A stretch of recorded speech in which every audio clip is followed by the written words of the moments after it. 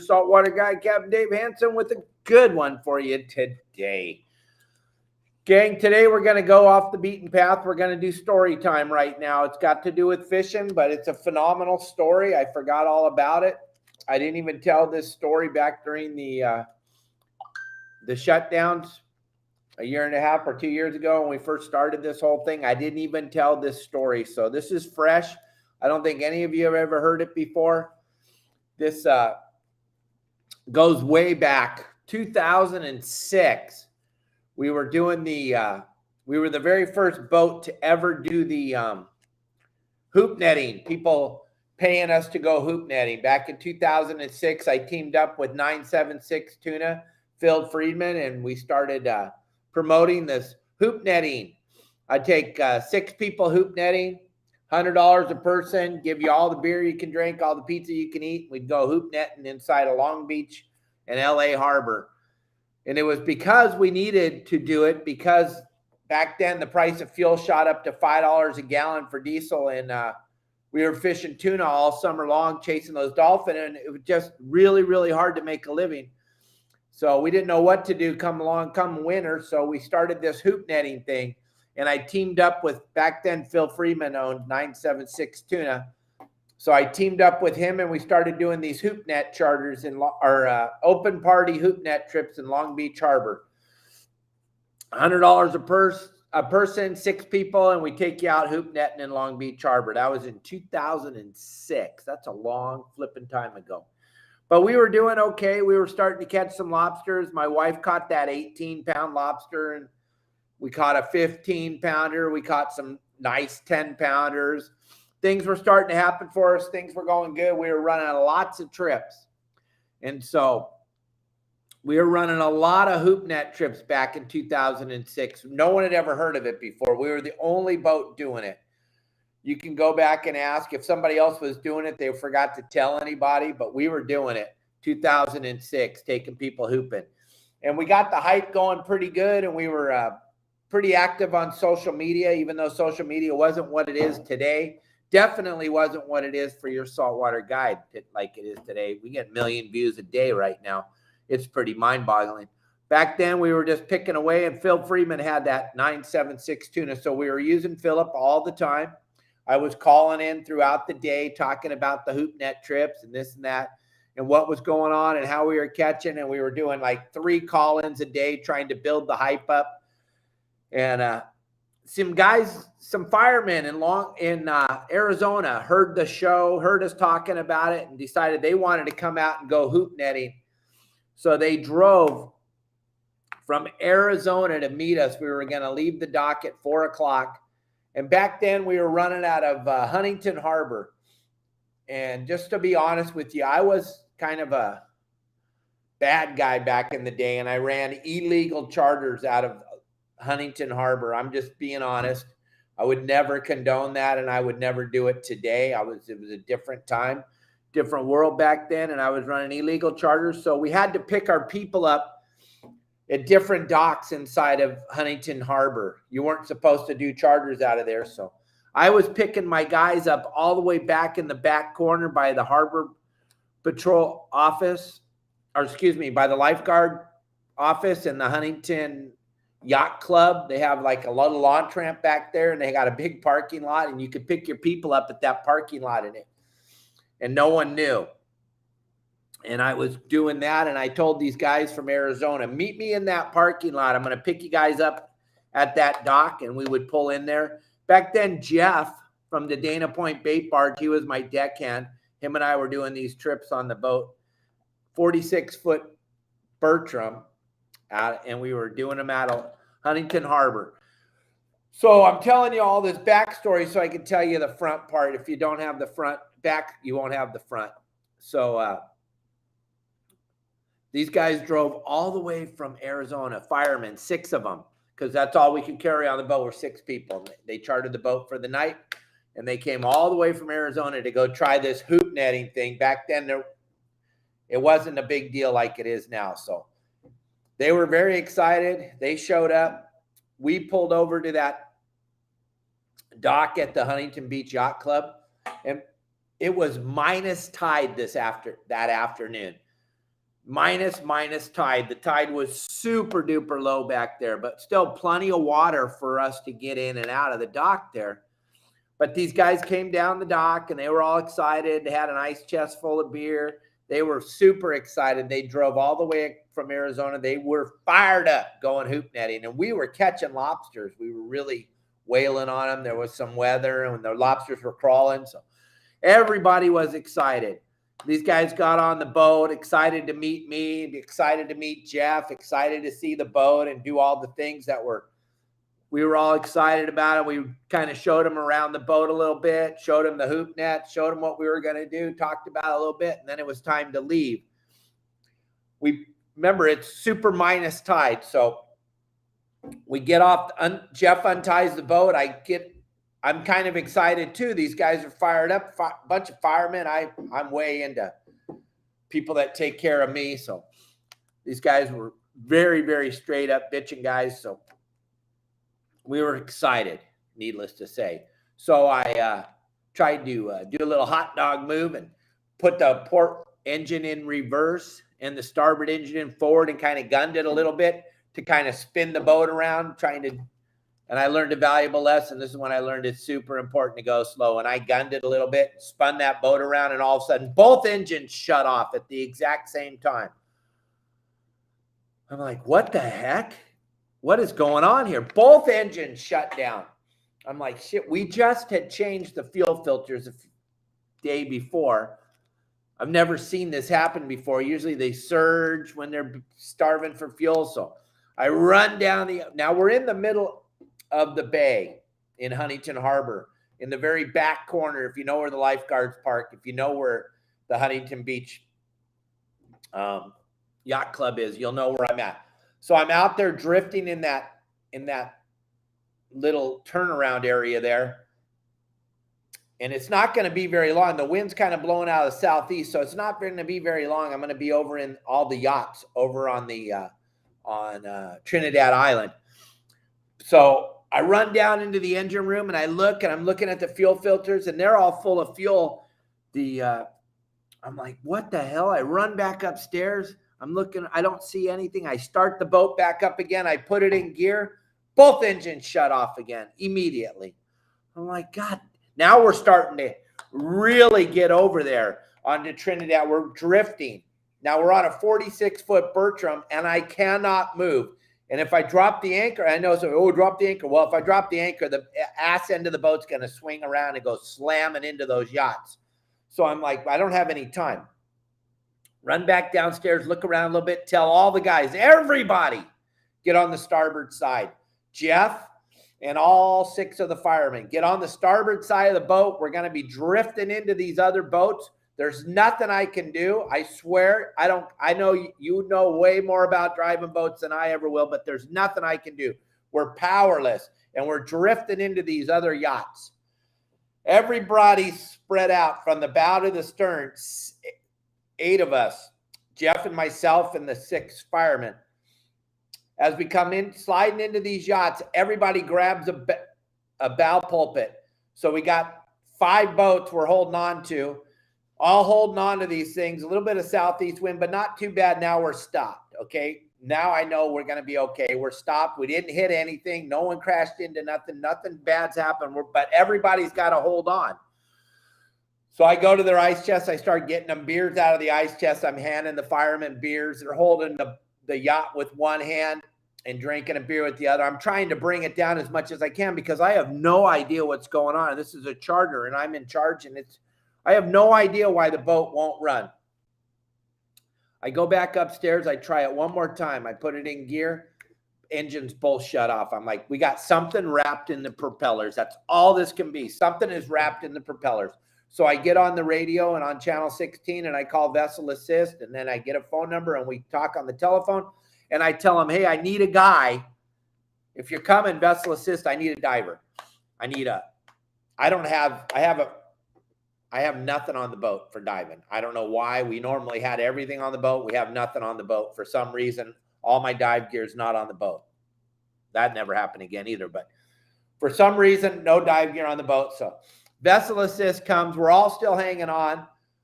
Firemen are a couple beers in, just hanging on, doing the very best they can. And these guys are super cool. They understand stuff happens. They're firemen. They know. So they're all good with this. We're all having a good time, doing the best we can, waiting for the vessel assist guy. He pulls up, ties off to our stern, puts his dive gear on, jumps in the water. Now it's a little dusk. It's not black, but it's dusk.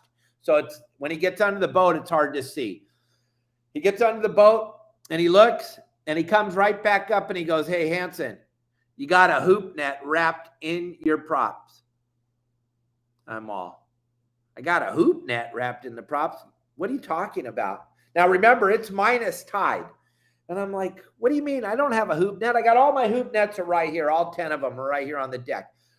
I don't have a hoop net in my props. I guarantee you that. He goes, "Well, give me the flashlight." I give him a dive light. We happen to have one of those. I hand him the dive light. He goes back underneath the boat and he comes back up and he says, "You're not going to believe this, but you have a mattress in both propellers are wrapped with a mattress and it's wrapped around your rudders." I'm a mattress? Come on. There's no mattress. He goes, "Give me your fillet knife." I hand him the fillet knife. He goes back down. He's down there for a minute or so. He comes back up with a piece of pillow top that he cut off the mattress. This piece of pillow top's about 4 feet by 6 feet. It's humongous because this mattress is a California king-size mattress. I'm all, "You got to be pooping me. There's no way." He goes, "No, you got to see it. You got to see it." So the water's 56 degrees or whatever, but I got to go see what the hell he's talking about. So I grab his mask and his snorkel and I just jump in the water because I'm fired up now. I'm pissed. There's no way there's a mattress in our propellers. I come back up and I'm like, "You got to be, it's a mattress, gang." And if you can imagine a mattress with all the springs and then the hard metal frame. It's an old mattress, so it's got the hard metal frame around the edges, and then it's got a zillion springs inside of it.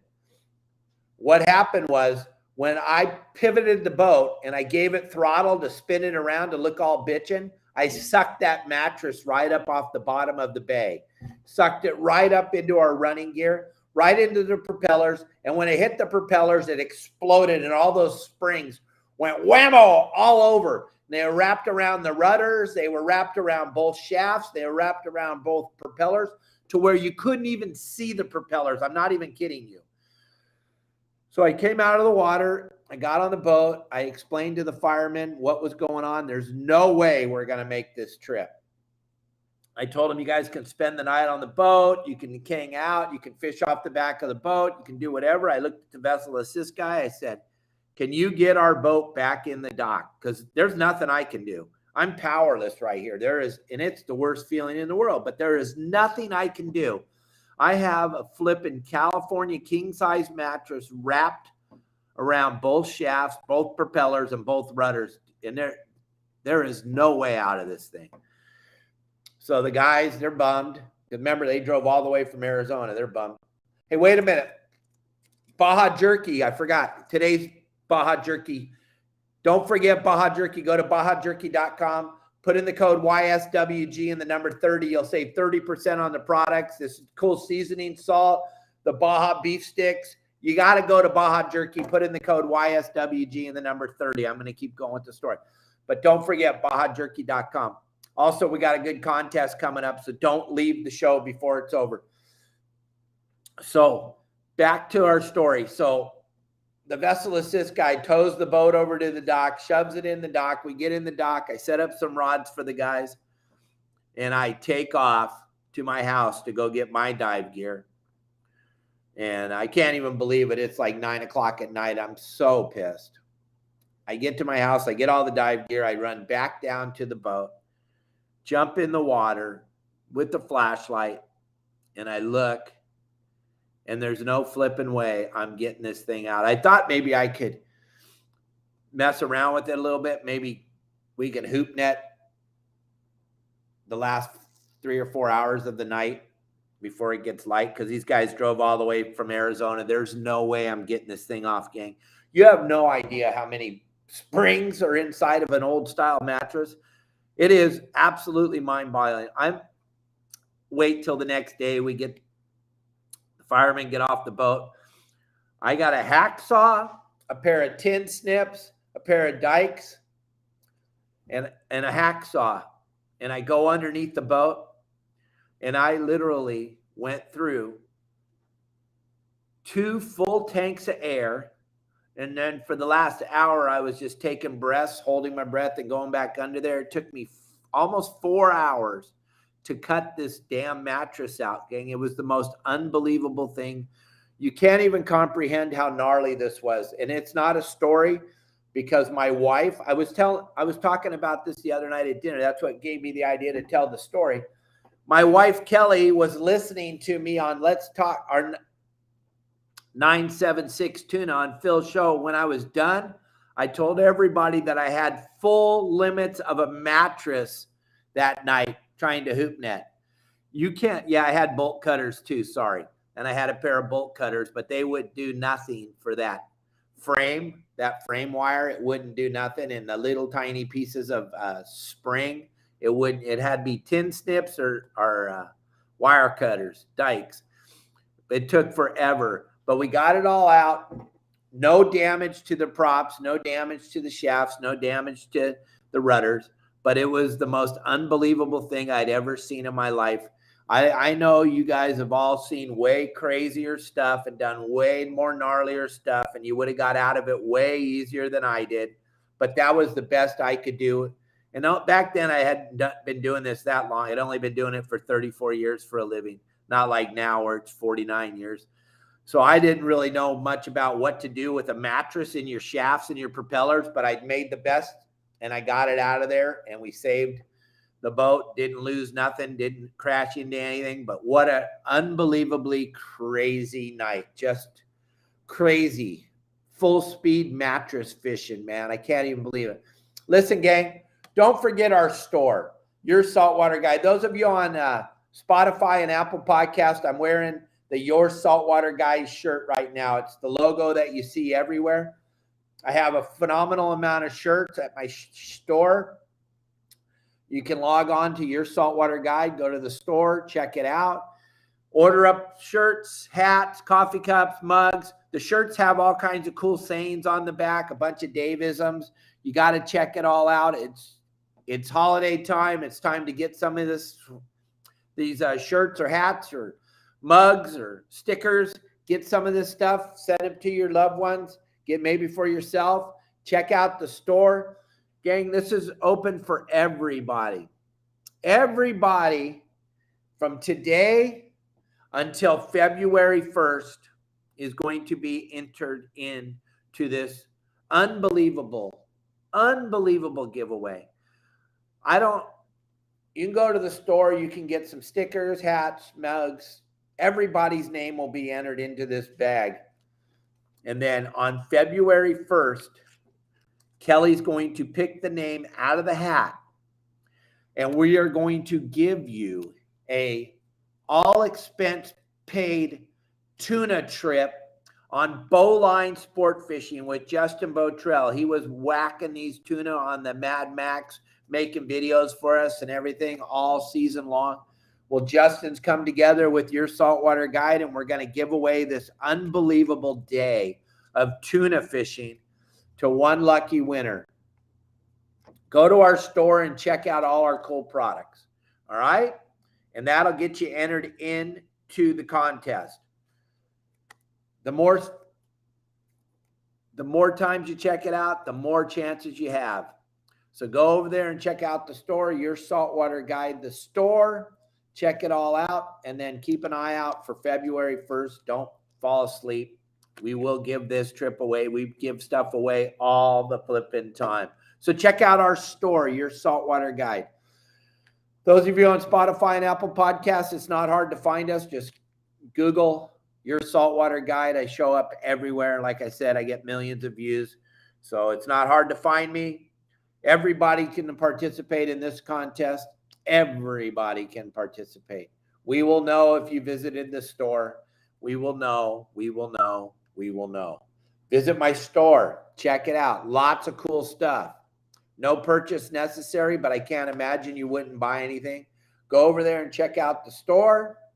Check out these cool shirts. Check out all the bitchin' designs, coffee cups, hats, all kinds of stuff. Don't forget the Pacific Coast Sport Fishing Show. The 2nd, 3rd, 4th, and 5th of March. We'll be there. Bowline Sport Fishing will be in the booth. Also, Justin will be there booking trips. We'll be giving a phenomenal discount for the Bowline Sport Fishing. If you book at the show, you're going to get a great. Oh, and on that trip that we're giving away, I am going on the trip. I am flying up from Cabo. I am going. We're going to schedule that trip around the fishing. So not only do you get to go on the boat, you're going to win that cool prize. I am personally going to be on the boat. I am going to be fishing with you, hanging out, shooting the baloney with you. Justin will be there as the captain with his crew. I'm not going to be participating in the working part, but I will be hanging out with you and your 3 other friends because there's 4 people are allowed on this trip. What an awesome deal. I know. Who wants to hang out with me on a boat? That sucks. I can't even imagine anybody would. How do you find the store? Your Saltwater Guide. YourSaltwaterGuide.com. You go to YourSaltwaterGuide.com, and that's how you enter my store. YourSaltwaterGuide.com. We're going to give away this trip. Follow us. Look at all this cool stuff we've given away over the years. We've given away charters on the Helena. We've given away charters on Bowline Sport Fishing, but we've never given away a tuna trip. This is going to be unreal. It's going to be great. I would put the value at this at around $4,000 because of the price of fuel and everything else and where that tuna goes and how hard it is to find. So go check out the store at YourSaltwaterGuide.com. Check out my store. And you may even find some stuff in there that you want for the holidays. And you can get it now, get it delivered straight to your house. And then that trip, you're going to get qualified just for visiting the store. We can track everybody that visited the store. It's real simple. Will it help if you buy something? What do you think? What do you think? All right. Your Saltwater Guide. I will be here tomorrow. We'll be back on track for a great seminar tomorrow. Tomorrow, we're going to delve into the lobster thing because that's what's going on right now is lobster fishing. And we've been doing it at a very high level for a very long time. So we're going to delve back into that. And then don't forget on Friday, we're going to do our text the show and ask me questions. But tomorrow we'll do a nice little lobster seminar for you. Thanks for tuning in. Thanks for all being a part of. I hope you enjoyed that story. Kelly told me I needed to tell that story because she thought it was pretty unbelievable, and it was. I'll tell you what, I've never seen nothing like it before. Have a great day. Be kind to each other. Turn off the news. They're all lying, and I'll see you tomorrow.